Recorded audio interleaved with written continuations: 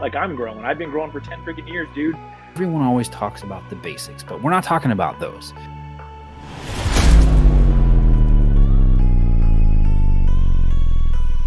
What's going on, everybody? We are back for another one, episode 14, I believe. This would be the third little fireside chat segment that we're doing. You guys actually would have just seen the first one as we're recording this. But what's going on, man? How you been?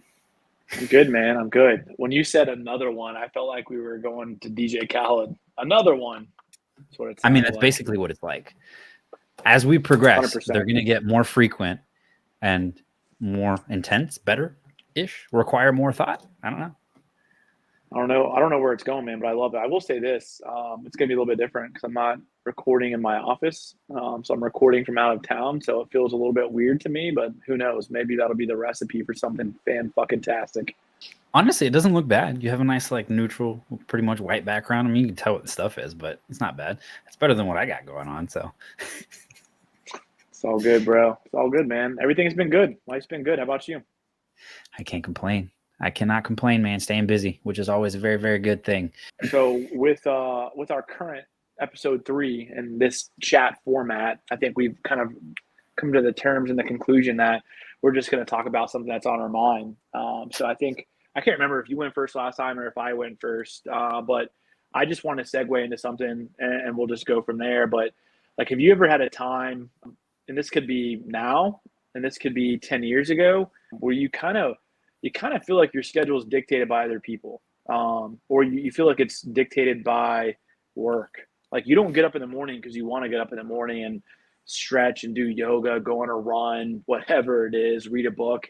Like you get up because you're literally getting up to go to work. Yes, that is literally like 85% of America. I don't know if that's a true number, but yeah, that's the grand majority of people that work a 9 to 5. You do what you have to do, and you schedule your life around work. You don't schedule work around your life. That's everyone basically. I agree with that. I definitely agree that it's everybody, but I think it comes in different phases because I think like whatever journey you're on of like personal development, personal growth, whatever it is, or you're working, as a father, husband, wife, significant other, whatever you want to chop it up to be, man. I just think like at some point in time, no matter how much you're trying to grow, like I'm growing. I've been growing for 10 freaking years, dude. Like hardcore into this game, but like it hit me the other day, and I was like, man, like I feel like sometimes there's too many things that are going on in my outside world that are dictating my schedule. That's a piece of that is just it comes with the territory of just the job that I'm in, and also just being extremely motivated. But then another piece of that just comes with like we allow the obstacles to impede our action intentionally. Like we just become accustomed to it. And though we could enjoy our lifestyle or enjoy what we're doing, we're still finding ways to cut slack in other areas of our life. And I guess for me, like, man, like sometimes like I'm all in. I'd probably say like 80% of the time, like I feel pretty confident. Like I'm waking up, I get up with a rhythm and a routine. Like I either meditate or I'll go work out, or I'll just kind of get up and, take the dog out, have a cup of coffee and enjoy, just the birds chirping in the background, right? The creepy dark background. But about 20% of the time, like I still have that feeling, man, where I'm like, man, like somebody else is dictating my shit right now, and I don't fucking like it. So that's been heavily in my mind for the past 2 weeks. That I've just like even if you have to get up for work, here's my question, and maybe you can elaborate on this, but like even if you do have to work 9 to 5, and like you're okay with that, there's nothing wrong with it. You've got a good life plan, and you're just content with where you're at, like don't just get up for work, man. Like get up for you. Find time in something, whether it's working out or whether it's just, hey, I'm going to wake up and spend an extra hour of time with my wife. Like whatever it is, just to beat that idea in your brain that you're getting up just to go to work and like everything else has become secondary to you. Does that make sense?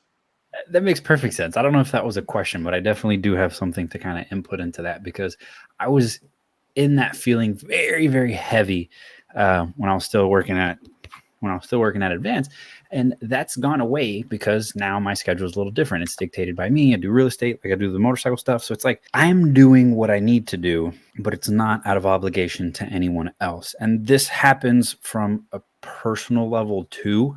Even if you do have that 9 to 5, it's a very interesting place to be because that happens when you're not actively doing what you want to do or need to do. And sometimes it's what you need to do, right? So if you have a schedule of things that you're going to get done on a very specific day, and it's interesting how this is going to work out with my thing too, because it's going to be fucking awesome.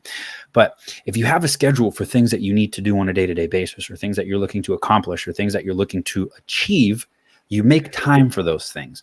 And then anything that pops up later that would deter from that time outside of actual obligations will no longer take up that time. So, for example, if you are going to get fit, you're going to make time to work out, right?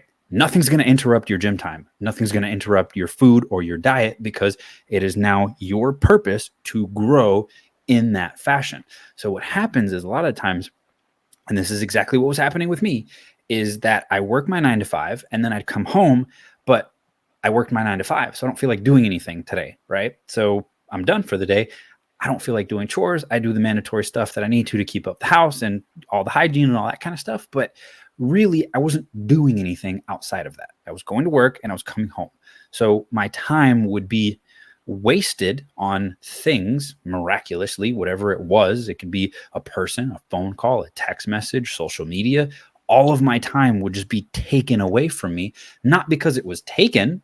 Everything's there to take your time. You have to control what it is that you're actually doing to then get the results that you want. So when I started focusing on like, this is the thing that I'm going to achieve, my time became less available to other people or other distractions, because I have to do this. This is what I'm doing for me. Like, this is what's going to get me better. This is what's going to prove me, right? If you have a thing to be satisfied with, whatever, and you're going to go on a daily walk because you want to increase your level of peace, like, it doesn't matter what it is, you're going to go on your daily walk and nothing's going to interrupt your daily walk. So it's not even about the 9 to 5. It's also about like that free time that you have. Are you working on something, or are you leisurely just not doing anything? That's the not doing anything time is really what's like sucking it all up and the giving away the control, because you literally don't have any. And it's not that you have control or don't have control. It's like, I'm purposefully doing something or I'm not doing anything. That's the difference. When you're not Yeah. actively doing something, you don't have that control. It's kind of like people like have a predetermined idea or ideology of like what life should look like, what they wish life should be like, I guess. So like when it doesn't work out the way you wanted to, like you almost void out the rest of that time, and like you just call it quits, or I'm just gonna Netflix and chill, or I'm just gonna scroll on my Instagram all day. Like, like there's a time and a place for everything. Like I'm sure even some of the greatest people who are from a like a hustle and grind background, entrepreneurs, CEOs, like they've got some time carved away for family, for themselves, whatever it is. And it goes back to like time management, writing a schedule, stuff like that. But here's the other angle I was thinking about. All right, so that's the first side of it for sure. Like you're working a 9 to 5, you're stuck in a void, like a dark hole. Okay, got that one. Here's the other side that I think about, and it's more so from a past perspective than a now and a future, is like how much you let your life indirectly be controlled by like outside influences like family or personal friends, or just people you grew up with, right? So like, for how long is it going to take you to exhaust the, hey, I'm doing this because my dad told me it was the right thing to do since I was 12 years old, right? That's the heavy point. Like I'm getting to a point now where like, and it took me a little bit longer to get there, but I've thought about this for a long time, but like, it's really just been like the past 4 or 5 years for me where like, my family said A, B, and C. Go to college, get your degree, you want to work your way up the ladder, yada yada yada. Like just the normal parents, and grandparents and aunts and uncles, right? So I did that all in an untraditional fashion, and built success off of it. It just took me in the past 3 to 5 years to let all of that go, because for some reason, like I felt like I was still going against their grain, so I was still doing something that was bad. But I've been successful in my own right. Like, success is a subjectively defined term, but I've been successful. I built my career and I did it in all the exact ways that they told me. But for a long time, I held on to that, and it controlled me a little bit. Where it's like, man, I didn't feel like this was the right thing to do. Like I knew externally, like through my wife and my family and what I accomplished, that it was the right thing to do. But like inside here, I still felt like I was doing my parents or my grandparents a disservice by telling them to pretty much go fuck off. Their plan was wrong. And it took me forever to figure that out. So, I mean, I wrote it down for myself just to continue like, what other obstacles are out there blocking me that I've let somebody else's preconceived notion or their own itinerary for my life dictate what I thought was possible. But I think I've gotten like really far away from that. But it's still, now it's making me question some things. It's making me go back to the script and like, hey, like, what else is possible that I have like indirectly written off because of somebody else told me I couldn't do this, and I'm unaware of it until it's crossed my plate. Does that make sense? Absolutely. 100% absolutely. So I have a kind of recent one that would kind of relate to that, that probably maybe a little too soon to get into, but either way, I mean, it comes down to not giving a fuck. The art of not giving a fuck, right? I mean, really. So I get it. We as people may not all be people pleasers, and there's people that are a lot more or less susceptible to it. But in reality, it's like, what do you want to do? Why do you want to do it? That's it. No other question matters, right? It's not who thinks, what they think, what they told me. It's like literally, what are you going to do with the information you have? And that's the one thing that's really difficult for people, including myself, just being honest with you, man. The thing that happened to me very recently, which I still haven't even like finished off or closed this conversation, is sometime last week, I think it was like on Thursday, my mom had some family members or friends of hers in town, and she asked me to devote time to go take Ezra over there so that they can interact, her friends with my kid, who I don't particularly know. Do I know them? Yes. Have I interacted with them in the past? Yes. But they have no input or obligation or anything to do with anything that I'm trying to achieve right now. They literally serve zero purpose in my life right now, but it's a familial obligation, right? So it felt not wrong, but wrong at the same time to not do that. But I mean, it was one of those things that just ended up not working out. It deterred me from what I was planning on doing that day. Plain and simple. Like, it wasn't planned. It wasn't anything that was there. Like, I had a thing that I needed to achieve that day, and I achieved it, but at the expense of that. Now, was it received kindly on the other end? No, of course not. But that's one of those like situations where in most other situations or a different time in my life, I would have bent over backwards to make sure that that situation ended up going the way that the other person wanted it to, and not the way that I wanted it to. I had a beautiful day. I literally interacted with my personal family, my wife, my kid, and we had an awesome time. We went out and played, and everyone was perfectly happy. No one's dead. Everyone's perfectly fine. Like, it is what it is. Like, they didn't get to interact. Pretty morbid right there. Huh? You got morbid right there. Nobody's dead. I mean, it is what it is, right? No, everyone survived, but it's like that family obligation was going to control what I did that day, even though I already had a plan to do a specific thing, right? No, so I totally get it, man. I totally get it. I think that's where, I guess the question for the group, for those that are watching, and the question for myself that I wanted to ask is like, what else, and you're going to, hold on, I wrote it down. This is corny as shit. But I was watching Alice in Wonderland with my middle daughter the other night, and it was I wrote down a quote, and I just like it. It's a redundant quote that I'm sure you've heard of, but the only thing that makes the impossible possible is just to believe, right? So like, that doesn't necessarily tie in with your family quote, but what it does do is like, there's how many different things out there have we said no to because it's just, for so long we were groomed to say no. So we've accepted that no, we've accepted our fate, and we've just not gone back and circled to that moment in time where like, this is still possible. It can be possible, and even if it's not, like, you owe it to yourself to give it everything you got. And that just made me think a little bit lately, because there's been some changes, just in my career, just over 5 years. And there's been some changes in my mindset on what I think that I put a lid on my own ability that I can or can't do. And some of it's been based off of how I felt, intellectually for a position. And some of it's been based off of just like, hey, I've made it this far based on this. Why not just go further and continue to be myself? I really tried to blend the two personalities of what I think is possible based off of one half of the field is telling me that I can do, And then there's one half of the field that's saying you don't need all that, but you can still make it the same way. And that's just been in my mind. So I wrote it down 2 weeks ago, and I've been teeter-tottering on that same question every single morning when I wake up. It's just like, what am I missing, man? Oh, what am I missing that I can go back and turn the pages back to, that I can go capitalize on?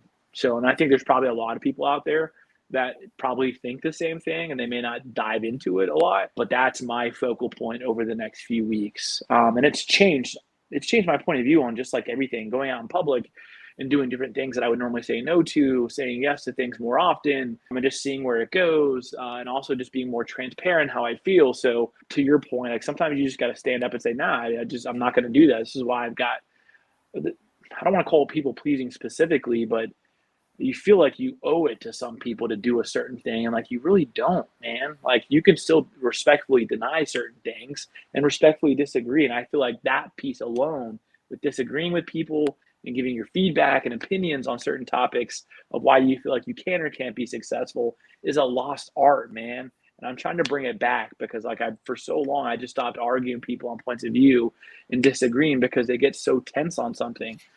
And I'm just like, whatever, man. But then that turns into a tough conversation, because then you end up, talking smack behind that person's back indirectly, because you're like, that person's wrong, but you won't just say it to them. Like, I just believe you're wrong, man. But more often than not, people don't want that type of conversation, dude. They all say that they want transparency and honesty, but then I've learned that that's not the case when you're very transparent or honest with them.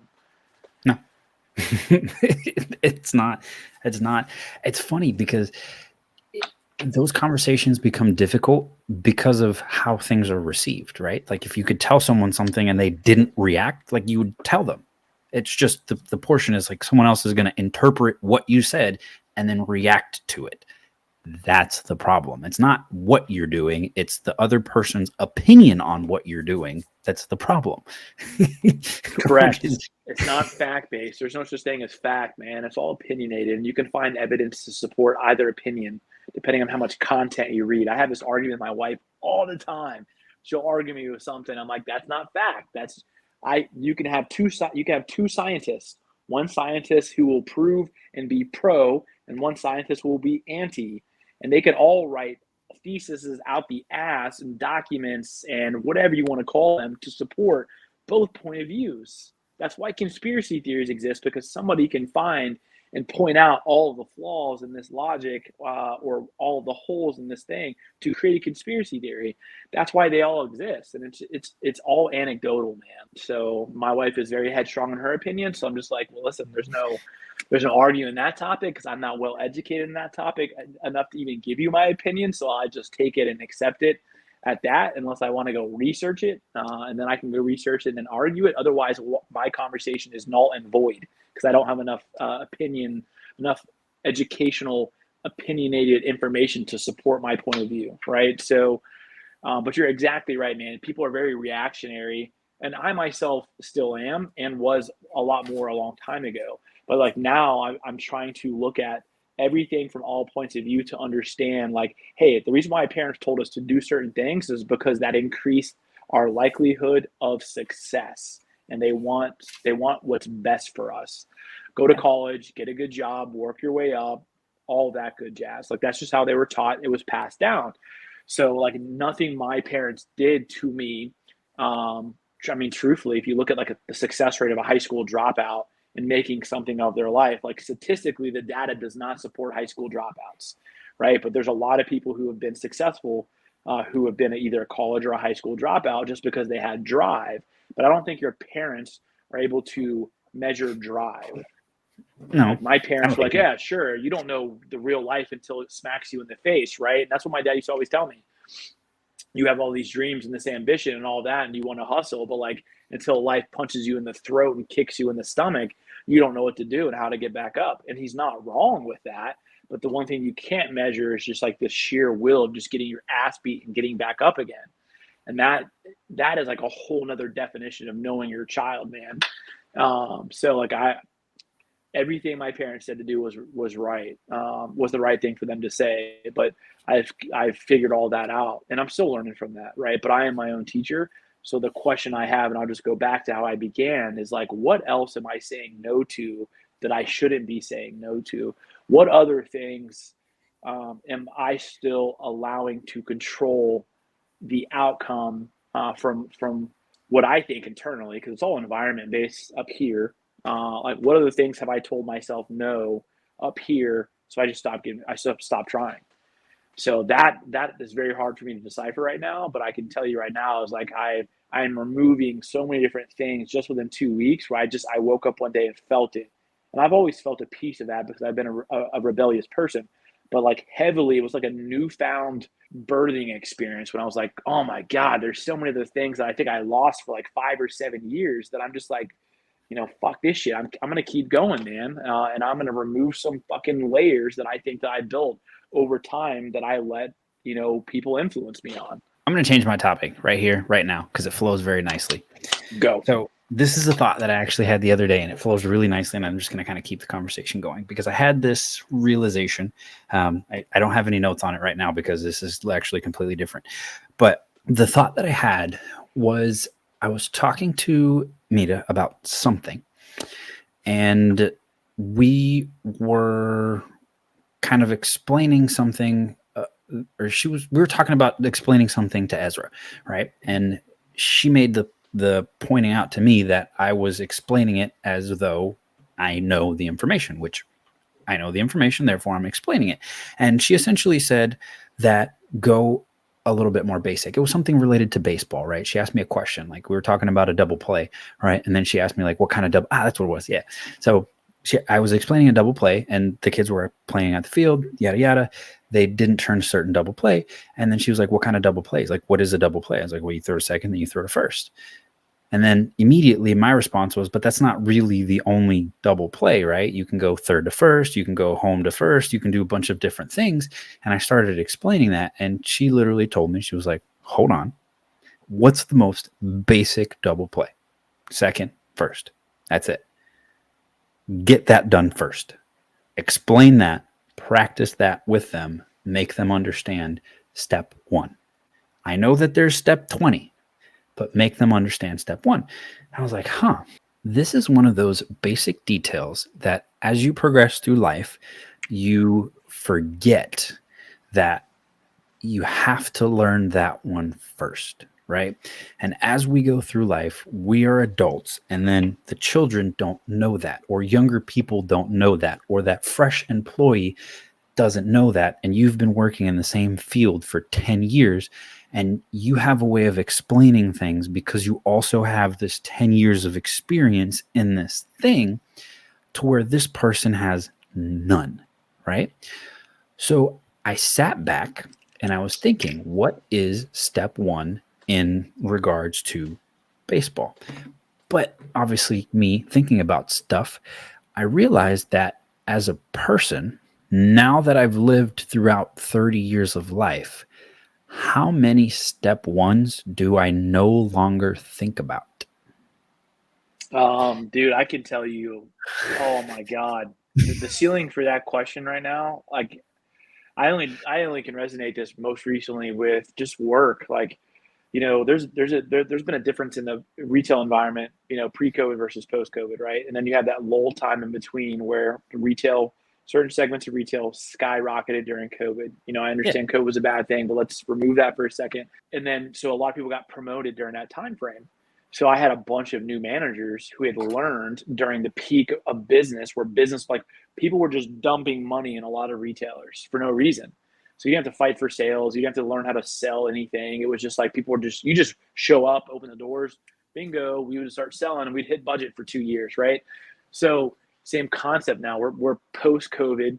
The economy is changing. There's a correction with how people are spending their money. We're back to pre-COVID times. People are more methodical, yada yada yada. So, but the managers that got promoted during that time frame are still writing schedules like they were during COVID. Like, they're not thinking analytically, like, hey, where's your peak traffic coming in? Where are your power hours at? Where does the large majority of your traffic come in? Typically, it's Friday, Saturday, Sunday, right? Between these times. But we're not scheduling that way. We're just filling in the blanks with, like, hey, Monday through Friday people, 8 to 5, 11 to 8 to, like, and it was just like in your head, Like, dude, these people don't know how to write a schedule pre-COVID. They weren't Yeah. fighting for business. They weren't researching anything analytically. They just staffed it, put the spaghetti on a wall, and it was just like, holy shit, back square one, basic blocking and tackling of business, and is writing a good schedule. But like, how many people? And then you start to document, you start to research, hey, how to write a good schedule. There's nothing on our internet that defines that. Like, what does a good schedule look like? What does an efficient schedule look like? Right. So mind blowing. Sorry, go. No, I was really thinking and breaking down how many firsts I completely forget about. And then you start looking at stuff like that's when it's a very interesting train of thought to go down, because when you stop thinking about your firsts of whatever it is, right? Step one in this is very basically do this. You start getting trapped in step 5, 6, 7, 8. And we as individuals kind of start to overcomplicate things from there. But in reality, like when you don't do step one, everything else is kind of fucked up. Like there's nothing you can do, right? If you don't do step one, you should not do step two. But as you get nuanced in whatever it is that you're doing, in this specific case, it was actually teaching these little kids how to play the sport of baseball. Like you forget. And there's so many things that I had to sit there with myself and realize, like, how many things do I not think of the basic details? And everyone always talks about the basics, but we're not talking about those, right? Because my brain would always go to other stuff, right? We're not talking about the basics. We're talking about like very, very small, minute, insignificant piece of information that no one needs to know because everyone knows it. That's step one. Those are the Yeah, things that I I was just like, wrote that down. That's been on my mind like crazy, bro, to be honest with you. And like you have to eat because not everybody thinks the way you do, or me, or anybody. yeah, of And course. that's not Kevin and Kirk. That's just in general. Yeah, yeah. You have to like you have to assess where they're at, and then you have to ask a lot of questions. And the challenge that I have is like when you start talking to people, you're like, does that make sense? And they're like, yeah, it makes sense. So like you keep going. But then you're like, hey, can you recite that back to me and tell me what your take is on that? And they're like, and you'll find that they just said, yeah, that makes sense because that's what you do. You just say, yeah. You don't say, no, that didn't make Yeah. sense. They Because, can't explain it back. Yeah. Or yeah, their they can't explain it understanding of it back. is actually different than your understanding. Mm-hmm. And Their interpretation, and that goes, you said something when I was talking a second ago about like how it's people's reaction and inference of how you communicated to them. Like, I have that conversation with my wife all the time. And granted, I'm not the best speaker. I use terrible words. I use good words, but I think I inject them at the wrong time from like a non-emotional context. Like I feel like that's probably a man thing, but like sometimes I'm like, I didn't mean to say that. And like insert foot now. But and I'm like, Jesus. I'm like, no, that's not what I meant. That's how you inferred it. Because people can tear you apart based on the words that you use, right? yeah, Unless you're very concise in how you communicate. And you ask very good questions. But I think that also goes true with the other person on the other side of the game is that they could probably, instead of just jumping to conclusion based on the inference, they can ask like, hey, well, what do you mean by that? Or what's your angle on that piece real fast to give you the opportunity to either re-clarify your point by then repeating the same exact thing or realizing that you made a mistake and said, hey, like I didn't, that probably could have came off this way. Let me just re-angle that, right? And same thing when you're teaching people. Like I find myself doing that a lot. I'm just like, it comes down to like you have to ask really good questions is what I've learned. Great leaders ask great questions because you'll realize that it really doesn't make sense, but nobody's going to say it doesn't. you know what's really funny is this is a complete different side note, but this is something that I never realized I would say, and I'm going to say it now, and I would Oh probably punch boy. myself 5 years ago. But no, this is going to make sense to you too. Literally based off of exactly what you said. The way attorneys speak makes sense now. The way attorneys speak, Yep. with how much verbiage they use and the vocabulary that they use and how direct they are. Yes, you got to remember, most attorneys or lawyers are English majors, so they use the English language correctly. They use proper grammar so that you understand and there's no ambiguity in exactly what they're saying. Yeah, Legal totally. jargon is it's written in such a way that it's not up for any sort of interpretation. So it Yeah, there's makes no sense debate. now. So when you look at that stuff and it's like, why is it written like this? Because you understood it. That's exactly why it's written like that. I totally agree with that. That's been one of my goals this year is just to learn how to speak clearly and more concisely. You got to listen to failing at yourself a lot. Either way, yeah. So basics. That's really the thing that I had. One thing that's been on my mind is questioning what's the first step? What am I lacking on, or what do I feel like I can improve? And then going back to step one, figuring out whatever that step one is for that thing, whether that be the going to the gym consistently, whether that be in terms of the conversations that I'm having in real estate, like how am I communicating? What am I doing physically, being a little bit more self-aware, just dig into those details that you just completely forget about and you cruise through the day because they're on autopilot. Like you have to find a way to make that stuff more prominent, not because you're not good at it, but because when you stop being aware is when it starts to slip. Like when you stop paying attention to that thing. Like, for example, for you, you got people that run the store. Like, when you stop paying attention to, hey, was the trash taken out yesterday? That's when, your store loses $50,000 a day. and it doesn't correlate, but it's the same thing. And that's how it happens. They forget to take the trash out today, but then they forget to ask the customer how to do this one thing, or they forget to ask the customer to get that second item. And it's all based on step one. Once you start letting one thing slide, everything else kind of falls for it. So I've been finding my step ones, finding my basics, and making sure to keep them in check. That's really been on my mind. Back to basics, man. There's a good book that I read. It was What It Takes to Be Number One by Vince Lombardi Jr. And it pretty much outlines, like, just get really good at the basics. Like, you can get overly complicated in your algorithm, your thought process, and your analytical abilities for sure. But, like, I don't know that, like, I'm a simple guy. I can talk the lingo. I can have some business conversation with you for sure, man. But you just got to get really good at the small shit. And that adds up really fast, right? But just keeping it as basic as possible. Explaining it in a basic way is very hard. But just take care of people, man. Take care of people. Do the right thing internally and externally. Speak up when something's not right, for sure. That's a deep one, dude. That's been on my mind for work all year, by the way. Just back to basics. Back to basics. Keep your attack flat. Your attack and your strategy. Very straightforward. Very, very 101. And that's not to take anybody's intellect down to an elementary level, but that's just like, hey, man, like, I think there's so many people out there that are great at writing plans and doing all these different things, but like it's really just let's just go mano a mano, basic 101. Let's just get really fucking good at that, and then when we get really fucking good at that, then we earn the right to start writing some different plays, right? And that's just how my mind works, whether it's professionally or personally, dude. I have no desire to be the smartest person in the room. Most consistent. That's in your control. 100%. That's all I want. So I guess if I had to piggyback and go right back to the very beginning of the conversation and just recap it real fast is man, don't let the outside world or outside influences dictate your why. For me, that's bullet point number one. It's been on my mind heavily. And then number two, like, go dust the cobwebs off of all the things for the past 10 or 15 years that you've been told not to do and you believed it. Chances are they were probably fucking wrong.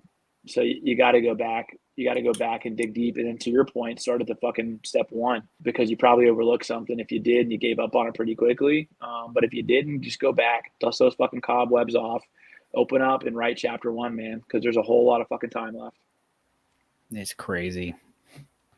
You literally hit all the points, bro. That completely covers it for me 100%. I have nothing more to add. You took my points too, bro. What the fuck? Nah, man, it's always been fun. 100%. Till the next one. Thank you guys for watching. If you learned anything, comment below. Let us know. I mean, should we change anything? Should we do anything different? Does this help you? Does this make sense? Are you watching? Or is it just like playing in the background? Come on, bro. Help us out. Amen. Until next time.